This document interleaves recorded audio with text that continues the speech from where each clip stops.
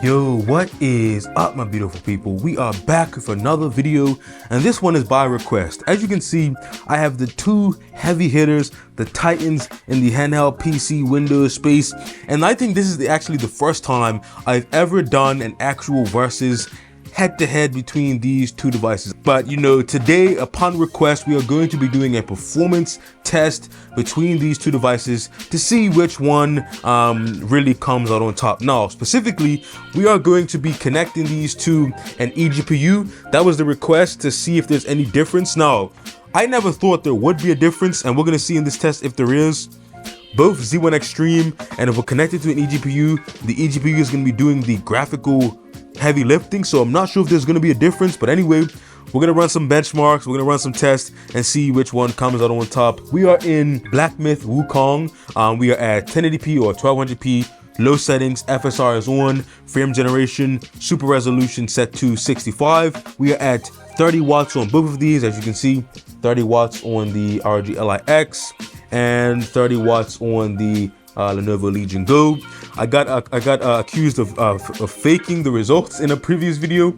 I promise you guys I don't fake results. I don't know why I would. I have no allegiance or alliance to any of these devices. But anyway, with that being said, let's not waste any time. Let's get into the benchmark. Make sure you smash that like button. Make sure you subscribe, ring that bell, all that great YouTube stuff, so I can keep bringing you more brilliant average videos. Let's run the benchmark and see what happens. Now, one thing to note, the screen may look kind of like, the colors may look kind of washed out on the Legion Go compared to the ROG Ally X. That's only because the studio lights I have on right now. So if I turn off the lights and just have one little light on, you can see that the screen, the colors look much better, the contrast looks, you know, much more contrasty, and it just is overall a much better viewing experience. This is how the screen really looks. The only difference is that the ROG Ally X has a slight anti-reflective coating, not like the Steam Deck anti-glare, anti-etched, whatever, but it does have a slight anti-reflective coating that the Legion Go doesn't have. So in harsh studio lighting, as you see here, it looks kind of washed out because it doesn't have that same anti-reflective coating. But anyway, that I just want to let you guys know that the screen is actually good on the Legion Go. It's just in this use case, in this scenario, which isn't typical under this heavy studio lighting, without that anti-reflective coating like the ROG Ally X has, you are going to see the colors look kind of washed out. But just know that they aren't washed out. That's just in this heavy studio light. So how is it looking? It's looking like the ROG Ally X is pulling away. I'm just looking at like where they are in the benchmark, and at similar positions, the ROG Ally X looks to be ahead ever so slightly, but we're gonna see as the test ends which one comes out on top. Now I will say the Legion Go does seem to be running a little bit hotter. We do have the fans turned up pretty high here, but the Legion Go is just running a little bit hotter here at 80 degrees versus 72 degrees.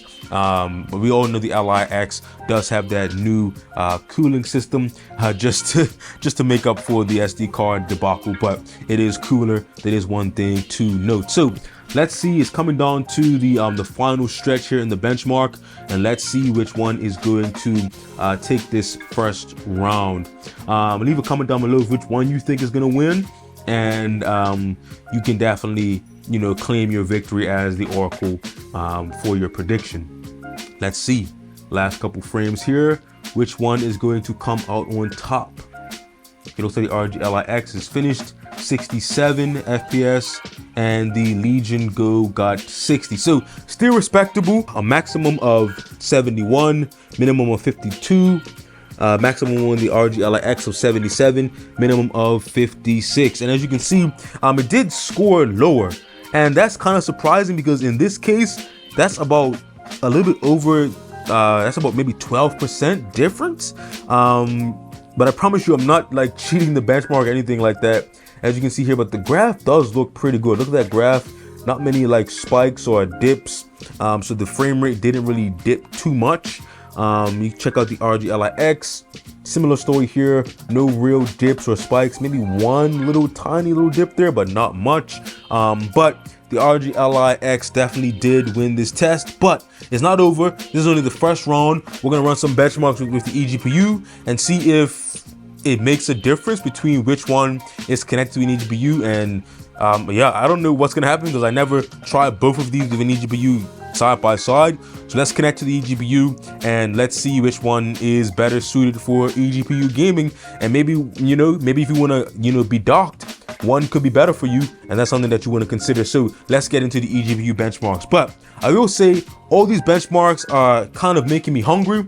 I don't know about you, but when you're doing those gaming sessions, you gotta eat. So I have a brand new segment. If you're a hungry gamer, this one might be for you. So check out this new segment. What's up, guys? My name is Etienne Douglas, and this is the 1-minute cooking segment of the Barely Average Dude channel. And today we are making ribeye steak sandwiches. Super easy, super simple. Let's get into it. First, pour olive oil on the steak. Sprinkle some pepper, garlic powder, cut up the onion. I'm using French bread for this recipe. Cut up your cilantro and your garlic. Put it all into a bowl, add Old Bay seasoning, add some oil, and start mixing. Put your steak in a pan along with your onions. Add some soy sauce to the onions. Add some pepper jack cheese to your bread. Cut up your steak. It's time to start stacking. Put your onions on top of there. Put your cilantro and garlic mix, and then that's it. You're done. Hopefully you all enjoyed that segment. Shout out to the Barely Average Dude himself, and I will see you later, my beautiful people. All right, we are back. Leave a comment down below if you guys like that segment, and hopefully I'll implement more in the future. He's an up-and-coming YouTuber. He's a good kid, so I look up to him. Hopefully we can get him in more in the future with some more great content, and I'll leave a link to his channel. He's up and coming. Go support him. He's doing his thing. But anyway, let's not waste any time. Let's get into the second phase of the benchmarks here. We are connected to the eGPU. This is the SGW Zone eGPU. I did a video about this. I'll try to link it in the description. It is a modular eGPU. It is a 4060 inside of it. So we have the RTX 4060 inside of it. So let's run the benchmark. We're going to keep the settings the same for this first test here. So 1080p, of course. We're going to be at low settings. And I think we'll go to DLSS for this one because we have the NVIDIA GPU. Let's try DLSS, but everything else is the same. So let's run the benchmark and see if we can do any better now that we have the eGPU. Okay, so the benchmark has started, and right off the bat, I can tell we are getting much higher FPS. I'm gonna turn off this overhead lights just so we can get a better view of the screen here. We are at over 100 FPS, so this is a 144 hertz panel here. One of my favorite portable monitors. Link to this in the description. We're getting 115, 114. I just saw 120 FPS here in the benchmark. Same settings. I haven't changed anything. So this is just seeing how much more we can get using the eGPU from like the ROG Ally X by itself, and it is doing much better. We're seeing over double, looks like in some cases, the FPS, but it's gonna be interesting to see the overall results. But same settings, so this is just like a one-to-one comparison between the ROG Ally X by itself and the eGPU, which I think is a good test. Okay, so the benchmark is finished, you guys. Minimum was 82 FPS, maximum was 141, which is over twice what we was getting before. We got an average of 117 FPS, which is huge. That is 50 FPS more than the ROG Ally X was getting on its own, which is amazing. Low fifth of 105, you guys, that is huge. That is a huge improvement. That's almost twice what we were getting before. I think that's an amazing improvement, and I just think that you guys, you can't really doubt that this is amazing. I think that's like 90% improvement, which is pretty much twice as much. That's amazing. But anyway, here it is, the results with the ROG Ally X. Now let's connect the Legion Go and see if it's better or worse when connected to an eGPU. I'm not sure. This is my first time really testing these side by side, back to back, so I'm going to be learning just as you are. Let's get the Legion Go connected and see what happens.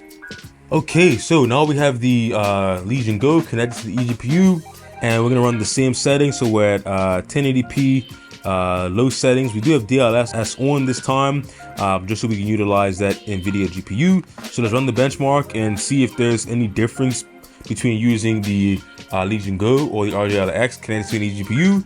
This is going to be a learning experience for us both, because I'm really not sure. I can't imagine there'll be much difference because they're both using the eGPU, so there shouldn't be much difference, right? But let's find out. Okay, so the test has started, and right off the bat, it looks like the Legion Go is actually doing better. Like the ROG Ally X was around like 115. I saw 120, but this thing is holding up at like 130, 135 from the start. It hasn't really dropped below 130. So right off the bat, it's looking like the Legion Go is winning this test here. Like I said, this is news to me. Interested to see how it does. Let me just turn the overhead lights off again so you guys can see the screen a little bit better. But yeah, I mean 1080p low. It's looking like it's doing slightly better. I'm not sure why, but it is looking better. So yeah, let's see how the results end up turning out.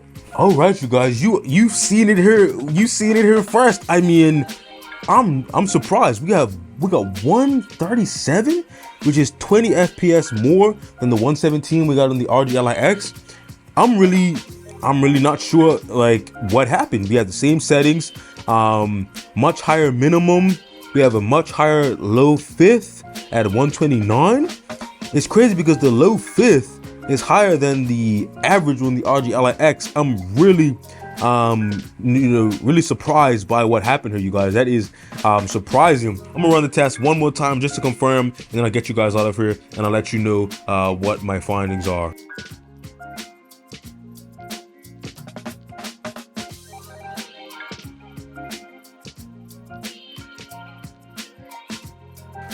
Okay, you guys, so running the test again here, and same results. We're getting around like 115. I saw up to like 128 now that the test is ending. 130, but like during the test it was like 115, 110. It never really got the same high score as the Legion Go. Okay, same thing, same exact score, you guys. 117. I'm not sure. Like I ran the test multiple times just to be sure, but it's looking like the Legion Go is better connected to the eGPU. I'm not sure why. Leave a comment down below of what your theory is, but we did get a high maximum score, which is nice to see. We got a high of 140, a low fifth of 105.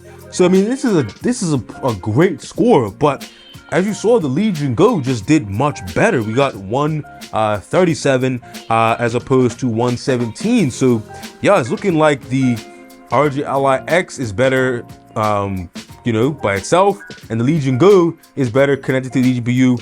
Not sure why, but I guess you win some, you lose some, and that's why there's no one clear winner from this test here. That's probably not what you wanted to see or hear, but hey, I think they both got great scores. You're getting over 100 FPS on both of these.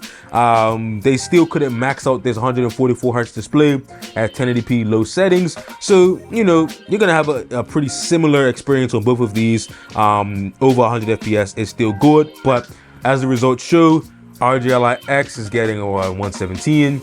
Legion Go is getting 137. So, I mean, yeah, you guys saw it here first. ROG Ally X versus Legion Go performance test. Pretty good all around. I think you can't go wrong with either one of these. As always, leave a comment down below of your theories.